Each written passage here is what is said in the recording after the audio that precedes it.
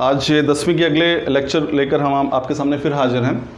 इससे पहले वाले लेक्चर में जो हमारा सेकंड लेक्चर था उसमें हमने रासायनिक अभिक्रियाओं के प्रकार पढ़े थे, यानी क्या टाइप्स ऑफ केमिकल रिएक्शन। उसमें हमने दो प्रकार जो है उसका अध्ययन किया था।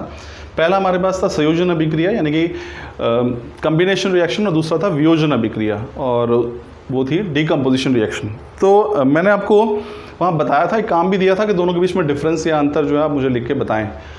अब हम वियोजन अभिक्रिया के प्रकार पढ़ते हैं। देखिए, पहले वियोजन अभिक्रिया के प्रकार पढ़े हैं तो हम ये समझ लें कि वियोजन अभिक्रिया वास्तव में होती क्या है। मैं आपको पहले बताया था, ज़्यादा डिस्कस नहीं करेंगे कि वियोजन अभिक्रियाएँ कौन सी हैं। ऐसी अभिक्रियाएँ जिनमें कोई एकल अभिकारक जो है वो टूटकर दो या दो से अधिक उत्पाद जो है बनाता है। तो अगर मैं कोई वियोजन अभिक्रिया लिखूं तो वो कैसे लिख सकता हूं? सपोज करो हमारे पास कोई एक अभिकारक है और ये टूटकर क्या बना रहा है, दो उत्पाद बना रहा है अलग अलग। तो ये हमारे पास जो है ये क्या हो गया हमारे पास, ये हो गई वियोजन अभिक्रिया। अब देखो, वियोजन में हमने क्या है, हमें एक अभिकारक है उसको हमने तोड़ना है, यानी कि उसको हमने डिकम्पोज करना है, तोड़ना है। तो उसके लिए हमें कहीं ना कहीं ऊर्जा की आवश्यकता पड़ेगी। यानी कि आप ये मान के चलिए कि कोई भी जो वियोजन अभिक्रिया है वो बिना ऊर्जा उपलब्ध कराए जो है वो संभव नहीं है। तो हम उसको ऊर्जा उपलब्ध जब तक नहीं मिलेगी इस अभिकारक को ऊर्जा किसी न किसी रूप में, तब तक ये संपन्न नहीं होगी, कंप्लीट जो है रिएक्शन नहीं होगा। तो ये जो ऊर्जा का रूप है वो किसी भी रूप, कोई भी हो सकता है।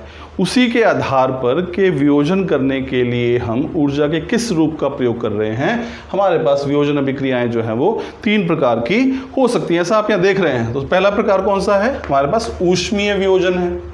दूसरा प्रकार कौन सा हमारे पास यहाँ पे, प्रकाशीय वियोजन। और तीसरा प्रकार कौन सा हमारे पास यहाँ पे, विद्युतीय वियोजन। अब इन तीनों में अंतर आपको समझ आ गया होगा। यदि आप इसको समझ रहे हैं तो आप इसे देख सकते हैं। ऊष्मीय वियोजन क्या है, ऊष्मीय मतलब ऊष्मा, वियोजन हीट जिसको हम बोलते हैं। तो यानी कि इस सब टॉपिक के अंदर हम ये देखेंगे उन वियोजन अभिक्रियाओं का अध्ययन करेंगे जिनको हम ऊष्मा प्रदान करते हैं, यानी कि ऐसी वियोजन अभिक्रिया जो ऊष्मा प्रदान करने से संपन्न होती है। ये उदाहरण हमने पहले टॉपिक में भी पढ़ा था। और ये देखिए कैल्शियम कार्बोनेट है, इसे मैं गर्म कर रहा हूँ, गर्म मतलब ऊष्मा दी जा रही है, इसे हीट दी जा रही है, और गर्म करने पर ये किस में टूट रहा है, कैल्शियम कार्बोनेट और कार्बन डाइऑक्साइड। तो ये जो उदाहरण है यहाँ पे कैल्शियम कार्बोनेट का, जिसमें कैल्शियम ऑक्साइड और कार्बन डाइऑक्साइड बन रहे हैं, ये वास्तव में ऊष्मीय वियोजन है। तो ऊष्मीय वियोजन का ये पहला उदाहरण है। अब दूसरा देखिए हमारे पास क्या है, वियोजन अभिक्रिया को हम प्रकाश की सहायता से भी पूरा कर सकते हैं। अब मान लिए कि प्रकाश जो है वो भी ऊर्जा का एक रूप ही है। So light is also a form of energy. तो प्रकाश की सहायता से भी हम वियोजन अभिक्रिया जो कर सकते हैं। यहाँ पे आप उदाहरण देख सकते हैं, AgBr यानी कि सिल्वर ब्रोमाइड है। इसे अगर प्रकाश की उपस्थिति में रखा जाएगा तो ये विखंडित हो जाता है, टूट जाता है Ag पॉजिटिव और Br नेगेटिव में। तो जो फोटोग्राफी वगैरह हम करते हैं उसमें इसी प्रकार के रसायनों का प्रयोग जो है वो होता है, जो प्रकाश की उपस्थिति में जो है वो अपना रूप जो है बदल लेते हैं। तो ये हमारे पास प्रकाशीय वियोजन अभिक्रियाएं हैं, जहाँ पे वियोजन अभिक्रिया प्रकाश की सहायता से होती है, लाइट की सहायता से होती है। तीसरा और अंतिम जो इसमें वर्गीकरण है वो है विद्युतीय वियोजन। अब देखिए, विद्युत जिसको आप इलेक्ट्रिसिटी कहते हैं, ये भी वास्तव में क्या है, electricity is also form of energy. जो विद्युत है वो भी ऊर्जा का ही एक रूप है। तो आप वियोजन अभिक्रिया विद्युत का प्रयोग कर भी कर सकते हैं। आपके सामने यहाँ पे उदाहरण है, इलेक्ट्रोलिसिस है यहाँ पे जल की, यानी कि हम जल के अंदर से जब विद्युत धारा गुजारते हैं तो वो हाइड्रोजन और ऑक्सीजन में टूट जाती है। तो वियोजन हो गया। और इन सभी अभिक्रियाओं में स्टूडेंट्स से एक चीज़ बड़ी कॉमन है, वो ये कि सभी अभिक्रियाओं में एक अभिकारक टूटकर दो या दो से अधिक उत्पाद जो है वो बना रहा है।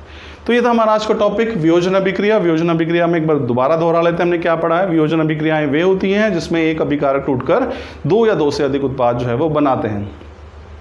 दिस मीन्स इनको हम डीकम्पोजिशन रिएक्शंस भी कहते हैं। Decomposition reactions are those in which the single reactant it decomposes to form two और मोर प्रोडक्ट्स। ये तीन प्रकार की हो सकती हैं। इस आधार पर कि हम वियोजन करने के लिए किस प्रकार की ऊर्जा का प्रयोग कर रहे हैं।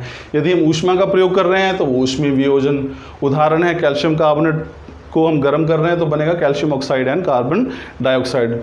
फिर हमारे पास है प्रकाशीय वियोजन। यहाँ पे ऊर्जा का कौन सा रूप प्रयोग कर रहे हैं हम? प्रकाश यानी कि लाइट। तो AgBr जो है वो प्रकाश की उपस्थिति में Ag पॉजिटिव और Br नेगेटिव में टूट रहा है। तीसरा जो हमारे पास है वो है इलेक्ट्रिसिटी यानी कि विद्युतीय वियोजन। यहाँ पे हम विद्युत धारा का प्रयोग कर रहे हैं। जल से अगर आप विद्युत धारा गुजारेंगे तो वो H2 और O2 में टूट जाएगा। तो ये हमारे पास था आज का टॉपिक, वियोजन अभिक्रियाओं के प्रकार। So this is all about this topic. Thank you.